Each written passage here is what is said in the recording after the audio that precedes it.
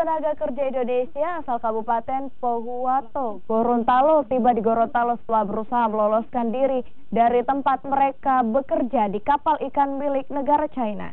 TKI ini lari dari tempat mereka bekerja karena mengalami kekerasan fisik dan tak pernah mendapatkan upah selama bekerja di kapal ikan. Butuh anggaran untuk 6 dari 14 orang tenaga kerja Indonesia asal Kabupaten Pohuwato, Gorontalo yang diduga mengalami penyiksaan di kapal laut milik Cina berhasil dipulangkan ke Gorontalo. Mereka disambut Gubernur Gorontalo Rusli Habibie di rumah dinasnya pada Rabu siang.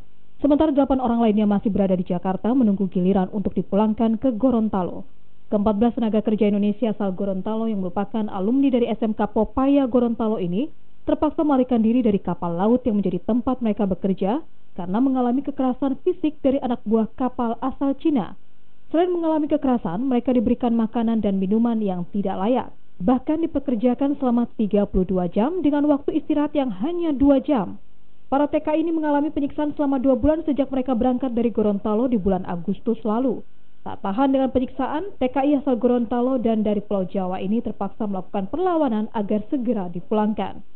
Semua kita Indonesia 26 orang sudah satu untuk bagaimana cara kita harus pulang, kita mengadakan perlawanan dengan Cina. Caranya kan pada saat itu kita ditorong pakai pisau, berapa orang, sementara kita kerja kita ditorong pakai pisau. Jadi bilang sama anak-anak kalau begini daripada kita mati percuma, karena kata dari Cina kita mau diambil satu-satu, kalau bukan kita mau dibunuh satu-satu, mau dibuang satu-satu.